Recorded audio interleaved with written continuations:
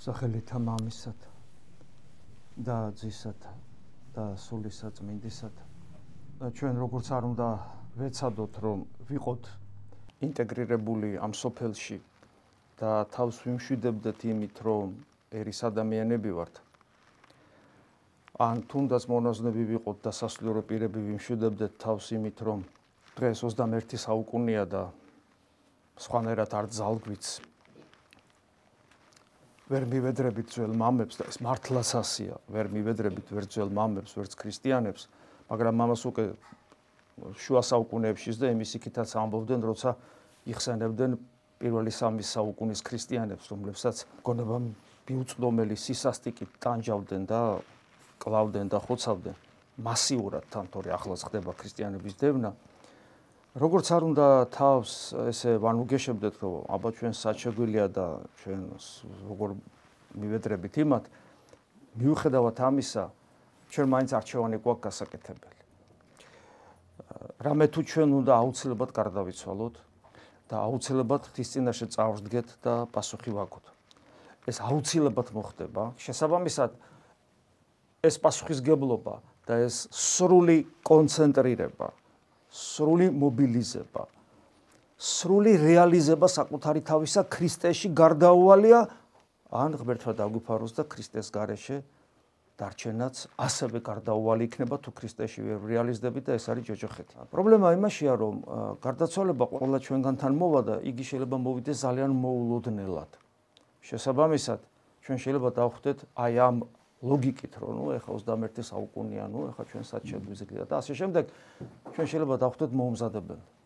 ანუ ადამიანი ხო ირყევა აი ამ ორ სოფელს შორის, ზეცა და მიწა, მარადიული და საწუთო, ღმერთი და მამონა, ხო, სულ ამ რყევაშია. ჩვენი არჩევანი ხან იქით გაგვაქანებს მარჯვენა მხარეს, ხან მარცხენა მხარეს. მუდამ სულ ეს პროცესი ხდება და ვერ ვახერხებთ მობილიზებას, ვერ ვახერხებთ კონცენტრირებას, სულ ყოველთვის გადავდებთ თვალინდელი დღისთვის, არ თვლით საჭიროთ თუ რომს გვეუნებიან, რო იცი რა, ჩვენ ახლა მეტი სად შეგვიძლია თავს ვიმართლებთ, ვართ ნელთბილ მდგომარეობაში და ლოგიკურად ვასაბუთებთ, რომ ეს ნელთბილი მდგომარეობა ჩვენთვის ნორმა არის, მაგრამ მოვა ცხელი სიკვდილი, ცივის ამარეთი, აუცილებლად და მე ან მარადილ დიდებულებაში და სიცოცხლეში შევალთ, ან მარადილ ჯოჯოხეთში. მესამე, აი ეს მესამე, რომელიც ჩვენ ახლა გვაქვს, ეს ნელთბილობა, იქ მესამე არ არსებობს. იქ არსებობს ან ერთი, ან მეორე და ჩვენ ახლა ვართ შუაში და ვერ ვაკეთებთ არჩევანს. რას ნიშნავს ეს? ეს იმას ნიშნავს, რომ ჩვენ გვძინავს. ამას ქვია სულიერი ძილი. და ეს ძილი არის სახიფათო რამ და აუცილებლად საჭიროა გამოფხიზლება. რატო ხდება ჩვენ ცხოვრებაში განსასწრებელი? სწორედ იმიტომ, რომ ღმერთს უნდა რომ გამოგვაფხიზლოს, აი ადამიანს ვეჩქარება სადღაც და რომ ვერ იღვიწებს და რა შემოუტყაპუნებენ ხოლმე, ზოგჯერ ცივწყალსაც დაასხავენ. რატო? იმიტომ რომ გააღვიძონ და ჩვენ გვძინავს სულიერი ძილით. თვრალნი ვართ ამასოფლის სულით. და აი ეს პრობლემა გვაქვს ყველას აბსოლუტურად. ერიან, ბერიან, ყველას. ამიტომაც აი ამ კონტექსტში თუ ჩვენ ეს გავიაზრეთ, რასაც ვამბობ და თუ ჩვენ მივადევნეთ ჩვენი გულის ყური, რაზეა საუბარი და თუ ცოტა მაინც განვიცადეთ, რომ ვაი მე მძინავს. თან მე მგონისაც ვარ დაამატებ. მძინავს, თუ ამას გულისყური კარგად გავაყოლეთ, მაშინ დღევანდელი რაც უნდა წაგიკითხოთ პავლე მოციქულის პირველივე სიტყვები ეფესელთა მიმართ ეპისტოლედან, მე ვფიქრობ ზუსტად ჩვენი გულისათვის მისაღები და გასაგები იქნება. განიღვიძე რომელსა ეგე გძინავს. გასაგებია, ხო? რას ნიშნავს ეს გაღვიძება? განიღვიძე რომელსა ესე გძინავს. და გავიღვიძე და რა უნდა ვქნა? აი მე ახლა გავიღვიძო, რა უნდა გავაკეთო? რა მოხდება ჩემ ცხოვრებაში და მე პავლე მოციქული წყებს დიდებულ სიტყვებს. შემდეგი სიტყვები და აღდეკ მკვდრეთით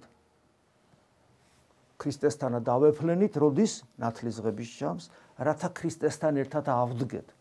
რას ნიშნავს ქრისტესთან ერთად აღდგომა? ქრისტეს შემოსილი ხდები. რას ნიშნავს ქრისტეს შემოსილი ხდები? ქრისტეს ნაირი ხდები. ქრისტეს მსგავსი ხდები, რომ წარსდგები მის წინაშე, ვფიქრებ, მისნაირი ვარ გესმით. აი ეს არის მკვდრეთით აღდგომა და გაღვიძება ნიშნავს, რომ აღდგე მკვდრეთით ქრისტესთან ერთად, როდის უკვე შიგნით, სულიერად, რომელიც მერე რეალიზდება თელი სისავსით, აღდგომის თელი სისავსით, რომელსაც უფლის დაბრუნება და ჩვენი სრული განახლება ქვია. და მერე აგრძელებს, აღზრდეთ მტრეთი და განგანათლოს, ნახეთ, შენ ხარ მოტივირებული მძლავრად და გინდა რომ აღდგე ქრისტესთან ერთად, ანუ მარადიული სიცოცხლით იცხოვრო. ანუ შენთვის ო სიცოცხლე ქრისტე იყოს და ამ დროს ქრისტე გეხმარება. განგანათლოს შენ ქრისტემან, საღვთო მადლი უშურველად მოგანიჭოს. ქრისტე შემოსილი გახდე, ღვთის ტაძარი გახდე, შენ გულში ყოვლადწმინდა სამებამ დაივანოს. აი ეს ხდება. და ამასთან ერთად პავლე მოციქული გვეუბნება, რომ ეკრძალებოდეთ უკვე ვითარ განგრძალულად ხვალთ, ანუ დაუკვირდით როგორ იქცევით, ანუ ამის პარალელურად ეს ყველაფერი კარგია, ხო? კარგია, ეს мотивაციას მიკეთებს, გამომაფხიზლა, გამომცოცხლდი, ცოტა ხანი მაინც, რამდენიმე წუთით და რო არ ჩაქრეს, ეხლა მეუბნება პავლე მოციქული, რომ დაუკვირდი შენ ცხოვრებას, დაუკვირდი როგორ ცხოვრობ, როგორ იქცევი, ორ მხარეს წარმოაჩენს. ნუ ვითარცა უგუნური სულელს ნიშნავს. მოდი ვთქვათ ახალი ქართული, უფრო მგზნობიარე იქნება ჩვენთვის. სულელივით ნუ ცხოვრობ, არამედ იყავი ბრძენი, სიბრძნე, ბრძნად ყოფობა, ჩვენი ვალდებულებაა და ამის საპირისპიროდ არის სისულელე, როცა ადამიანს აი ესეც როგორც წეღან თქვი გძინავს. გაუფრთხილდით, გამოიყენეთ დრო გამოიყენეთ, რამე თუ დღენი ბოროტნი არიან. ბოროტნი რატო არიან? ყოველი დღე რატოა ბოროტი? ამას უფალიც ამბობს. ყოველ დღეს თავის საკმარისი ბოროტება აქვს. დღევანდელი დღე რატო არის ბოროტი? დღევანდელი დღე ბოროტი იმიტოა, რომ მე ვერ ვარ რეალიზებული ქრისტეში. ვერ ვარ ის აი გაღვიძებული ვერა ვარ, ქრისტეს მიერ განათლებული ვერა ვარ, მკვეთრით აღმდგარი ვერა ვარ. ამიტომ დღევანდელი ბოროტია, იმიტომ რომ დღეს რომ გარდავიცვალო, პრობლემის წინაშე ვდგები. ამიტომ დღევანდელი დღე ბოროტია ჩემთვის, გესმით? რომელი დღე იქნება ჩემთვის კეთილი? ის დღე, როცა მე გარდაცვალებისათვის მზად ვიქნები. შესაბამისად დღევანდელი დღე ბოროტია, მაფრთხილებს. ამიტომ და რადგან დღეების რაოდენობა მე შეზღუდული მაქვს. დაითვალეთ, იცით რა ცოტა დღე არის, რომ გადაიანგარიშოთ, თქვა 80 წელზე რა ცოტა რაოდენობის ციფრებში დღე ცოცხლობს ადამიანი. გადაიანგარიშეთ, გაოცდებით. თურმე რამდენი დღე უნდა იცხოვროს სულ. 80 წელი როგორია, 90 ბევრია და უცებ აღმოაჩინო, არაფერი არ არის. გესმის, ძალიან ცოტაა და თითოეული დღე ბოროტია. სწორედ იმის გამო, რომ არ ვარ ისეთი როგორიც უნდა ვიყო, ამიტომ გაუფრთხილდით და გამოიყენეთ დრო. არც ერთი დღე არ დაკარგოთ, არც ერთი წამი არ დაკარგოთ. ამას პავლე მოციქული გონება, ამას ნიშნავს გაღვიძება. აი, გაღვიძება რას ნიშნავს? აი, ამას ნიშნავს. ეს არის ჩემი საკეთებელი. კვლავ ამბობს, ასე რომ, ნუ იყოფით უგუნურ, ანუ სულელი. ნუ იქნებით სულელი, არამედ გულის ხმა ჰყოფთით, მიხვდით, გამოიძიეთ, გაიაზრეთ. თუ რა და რას გულის ხმა ჰყოფთით, რა არის გამოსაძიებელი? რასაც ჩვენ ყოველთვის ვამბობთ. რის მერეც შესაძლებლობა ხდება, რომ დრო გამოყენებული იქნა სწორად. რა არის ეს? რა იგი არის ნებაუფლისა. ყოველი ჩვენი ნაბიჯი, ყოველი ჩვენი გაფიქრება, ყოველი ჩვენი ამოძრავება, ყოველი ჩვენი ურთიერთობა თუ თანხმობაში იქნება ღვთის ნებასთან, ანუ თუ ისევ იქცევით, ისევ საუბრობთ, ისევ მოძრაობთ, ისევ განვიცდით, რაც არის ღვთის ნება, თუ ისევ ვაკეთებთ ყველაფერს, რაც ღვთის ნება, მაშინ ჩვენთვის ბოროტი დღე აღარ იარსებობს. ჩვენთვის ყოველი დღე მაცხონებელი იქნება. და გარდა ამისა, უფალი გვეუბნება და ესაუბრეთ, ანუ ეტყოდეთ თავთათვისა, ესაუბრეთ, დამოძღვრეთ საკუთარი თავის და ერთმანეთის, ანუ ერთმანეთთან კომუნიკაციის ენაში ქრისტე იყოს დომინანტი. იგზნობოდეს, რომ ჩვენ რომ საუბრობთ, ჩვენ ქრისტიანები ვართ. ადამიანებს რომ ვესაუბრებით, იგზნობოდეს, რომ ქრისტიანი ვარ. ჩემ თავთან მარტო რომ ვრჩები და 1000 გულის სიტყვები და აზრები მაწუხებს, ვიღაცა ღმერთი ხომ ხედავს, ჩემი მფარველი ანგელოზი ხედავდეს, რომ მე ქრისტიანი ვარ, გესმით? ნებისმიერ რაღაცას რო უყურებ, თქვათ, იმაში ინტერნეტში ან ტელევიზორში, იგზნობოდეს, რომ მე ქრისტიანი ვარ და არ ვაძლევ ჩემ თავს უფლებას წავიბილწო რაღაც სისულელეებით. აი ეს არის ძალიან მნიშვნელოვანი. ამიტომაც დიახაც ესაუბრეთ და დამოძღვრეთ საკუთარი თავი ერთმანეთი ფსალმუნით და გალობით და შესხმითა სულიერითა. ანუ ეს ღვთის მეტყველებითი ენა მქონდეს, როგორც მოყვასთან ურთიერთობაში, ისე საკუთარ თავთან. ეს ძალიან მნიშვნელოვანია. და ამავე დროს ეს უკვე მისტიკური მხარე უგალობდით და აკებდით გულითა თქვენი თაუფალს, ანუ მუდმივი შიდა ღვთის მსახურების მდგომარეობაში უნდა ვიყო, როგორც ღვთის ტაძარი, რომელშიც გონებით გულში აღვასრულებ აი ამ ღვთის მსახურებას.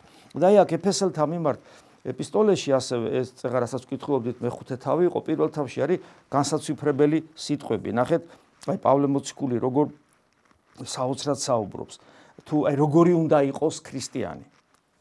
ღმერთმან და მამამან უფლისა ჩვენისა იესო ქრისტემან, ღმერთმან დიდებისამან, ეს პავლე მოციქულის სტილია, ეს საუბრობს, ვერ ძღება, არც ერთი სიტყვა არ აკმაყოფილებს, მეტი და მეტი სიტყვა უნდა ღვთის განსადიდებლად. ღმერთმან დიდებისამან მოგცეს თქვენ გლოცავს, იქ წინა მუხლში არის, რომ პავლე მოციქული ლოცულობს ჩვენთვის. ქრისტიანებისათვის და ეს ლოცვა, პავლეს ლოცვაა ეს. პავლე ახლაც ლოცულობს პავლე ჩვენთვის აი ამ სიტყვებით. კიდევ ვიმეორებ, ღმერთმან და მამამან უფლისა ჩვენისა იესო ქრისტემან, ღმერთმან დიდებისამან მოგცეთ თქვენ, ანუ ჩვენ სული სიბრძნისა და გამოცხადებისა მის შემეცნებისათვის. ანუ სიბრძნის სული მოგცეს რისთვის, რომ აი ეს გამოცხადებითი შემეცნება გქონდეს. ანუ ინტელექტუალური შემეცნება კი არა უბრალოდ, არამედ ღვთის, ანუ კიდევ ვიმეორებ, ის სული სიბრძნის, ანუ საღვთო მადლი ენერგია მოგცეს, რომლის საშუალებით ჩვენ გამოცხადებითი შემეცნება გვექნება. ანუ ჩვენი ცოდნა იქნება პირდაპირ ღმერთისგან მოცემული ჩვენ შიგნით. გესმით? და შესაბამისად, რა თქმა უნდა, ჩვენ გვეცოდინება არის ღვთის ნება. და განათლდეს, გლოცავს, აგრძელებს, განათლდეს თვალნი გულისა თქვენისანი. ნიშნავს, რომ ღმერთის დანახვა შევძლოთ შინაგანად. და რათა იცოდეთ თქვენ, რაში მდგომარეობს, აი მოწოდებულები ხო ვართ და ჩვენ გვაქვს იმედი. და აი რაში მდგომარეობს იმედი ჩვენი მოწოდებისა. იმედ სავსენი ვიყოთ, ჩვენ ღმერთმა მოგვიწოდა და ვიცოდეთ რაში მდგომარეობს ეს ჩვენი იმედი, აბსტრაქციაა თუ რას ნიშნავს? ეს რას ნიშნავს ჩვენი იმედი, რომელიც ჩვენ მოწოდებასთან ერთად მოგვენიჭა, მოგვიწოდა, იმედი მოგცა და განათლებული გულის თვალი ამ ყველაფერს ხედავს და დაინახავს და ჩვენ უკვე ეს უნდა ვიცოდეთ. თუ არ ვიცით ხო და პავლე გლოცავს, რომ იცოდეთო. და რაში მდგომარეობს მისი წმინდანებისათვის, მისი დიდებული მემკვიდრეობის სიმდიდრე. წმინდანი ვინც არის ცხონებული უკვე და წმინდანი ვინც ღვთისნებით ცხოვრებას ცდილობს, ვინც მაზიარებელია. და ჩვენ უნდა ვიცოდეთ ისიც პავლე მოციქული ლოცულობს ჩვენთვის, რომ ჩვენ ვართ მემკვიდრეები, ქრისტესთანა მემკვიდრეები, როგორც სხვა ადგილას ვკითხულობთ და ეს მემკვიდრეობის სიმდიდრე და ეს დიდებული მემკვიდრეობა რას ნიშნავს საერთოდ?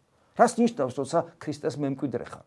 და უნდა ვიცოდეთ და პავლე ამას ამბობს, ზუსტად ჩვენ უნდა ვიცოდეთ, ჩვენ უნდა განვიცდიდეთ ამას, რას ნიშნავს ეს. და ასევე გლოცავს, რომ ვიცოდეთ რა განუზომელია მისი ძალმოსილების სიდიადე ჩვენ და მომართ მორწმუნეთა. მისი ძალმოსილების სიდიადე ჩვენში, რომელიც არსებობს, რომელიც მოგვეცა და ჩვენ უნდა ვიცოდეთ რა სიდიადეა ჩვენში, რომელიც გვწამს, ოღონდ ჩვენით ვერა, მისივე ძალმოსილებით. ანუ გვაძლევს ძალას, აი ნათლით აშენითა ვიხილოთ ნათელი, დავით მეფსალმონი რო ამბობს. ანუ თავისი ძალმოსილებით მომცა რწმენა, რომ გავიაზრო რა დიდი ძალმოსილება, რა დიდი ძალა შემოვიდა ჩემში, მე რო ქრისტიანი ვარ, გესმით? აი ამაზე საუბრობს.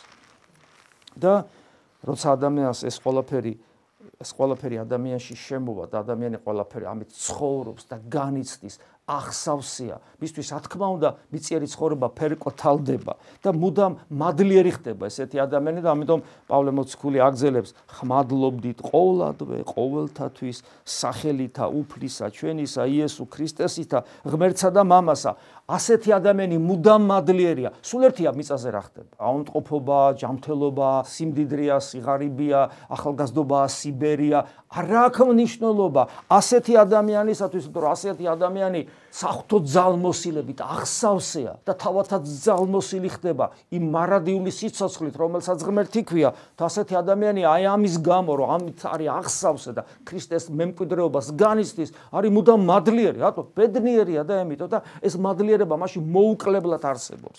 და ამიტომაც მადლობდით ყოვლადვე ყოველთათვის, ანუ სულ ერთია ყველაფერში მადლიერი იყავით.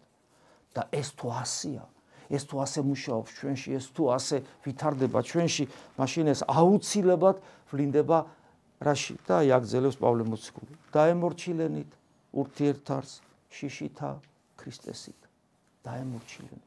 ანუ თქვენდეთ თავდაბლობა, რომელიც ერთმანეთისადმი მორჩილებაში გამოვლინდება და რა თქმა უნდა, პირველ რიგში პავლე მოციქული ეფესელთა მიმართ ეპისტოლეში რაც დღესაც აღმოვიკითხეთ, ოჯახურ ურთიერთობებს გულისხმობს და ოჯახური ურთიერთობის მაგალითზე ყველა იმ ურთიერთობებს, რომელშიც ჩვენ მიმყოფებით, სოციუმში, სამრევლოში, ოჯახში და ასე შემდეგ.